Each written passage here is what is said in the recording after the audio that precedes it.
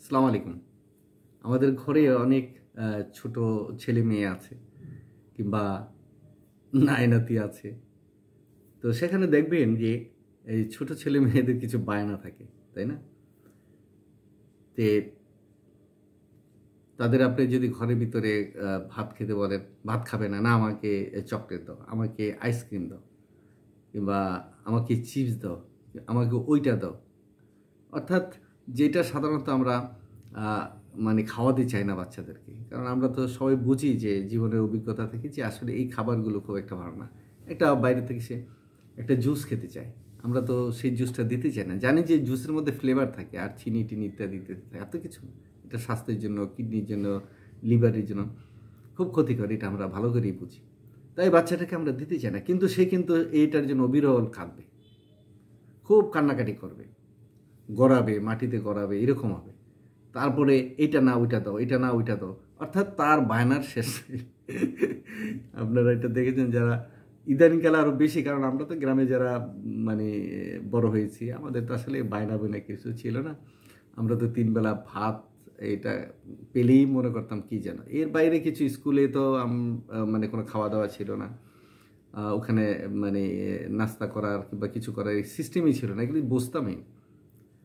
সকালে খেয়ে যেতাম, দুপুরে বিকালে এসে আবার খেতাম, রাত্রে খেতাম, এই তো। আর রাত্রের খাবার তো সন্ধ্যায় খেয়ে ফেলতাম। কারণ হারিকেন, কুফিতে যে তেল লাগে, কেরোসিন তেলের তখন একটা মানে কঠিন বিষয় যে এইতে কেরোসিন বেশি লাগবে, তাড়াতাড়ি পরে খাওয়া-দাওয়া করে শুয়ে পড়, তাই না? দেখা গেল যে এই শীতকালে আমাদের এই ৭টার মধ্যেই আমরা ঘুমিয়ে গেছি, তাই না? এখন তো গ্রামে হোক, শহর হোক, যে রাত্র ১২টায় একটা অনেকে তো আরও বেশি জাগে। এটা একটা অভ্যাসের ব্যাপার হয়েছে, প্রকৃতিগত ব্যাপার। দেখেন এই যে শিশু ছেলেমেয়েরা যে এই যে কান্নাকাটি করে কিংবা নানা বিষয়ে তারা যে বায়না ধরে, এরকম যদি কোনো বাচ্চা থাকে এবং তাদের যদি কোনো রোগ হয়, যে কোনো রোগ হোক, তো সেক্ষেত্রে যদি আমাদের হোমিওপ্যাথিতে মানে একটা ওষুধ আছে বাচ্চাদের এই প্রবলেম, এই সময়টার জন্য কিংবা এই যে বায়না ধরা, এই যে কান্নাকাটি করা, তো সেই জন্য কী করতে হয়? সেই জন্য সিনা নামে একটা ওষুধ আছে, সিনা। এটা হলো 1 মানে ১,০০০ পাওয়ার। এটা যদি আপনি বাচ্চাটাকে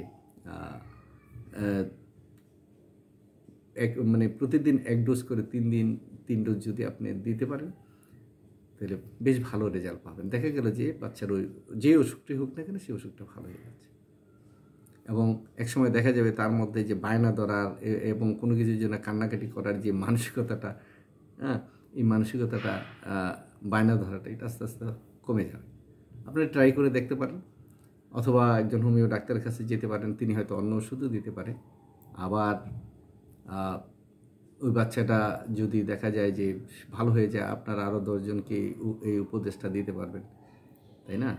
তো যাই হোক, আমরা চাই যে আমাদের আগামী দিনের ভবিষ্যৎ যারা নাগরিক, যারা এই শিশু, তারা সুস্থ সাবলীল জীবন নিয়ে বেড়ে উঠুক, তারা স্বাস্থ্যবান থাকুক। তারা স্বাস্থ্যবান যদি থাকে তাহলে কিন্তু আমাদের জাতিরও স্বাস্থ্য ভালো থাকবে। এত হাসপাতাল, এত ডাক্তার, কবিরাজের দরকার পড়বে না। আর আমাদের আর্থিকভাবেও তো আমাদের গ্রামগঞ্জে এবং সাধারণ মানুষের আসলে বর্তমান যে স্বাস্থ্য খাতে যে ব্যয়, সেই ব্যয়টা করার মতো সামর্থ্য অনেকেরই আমাদের এখন খুব কম নাই বললেই চলে।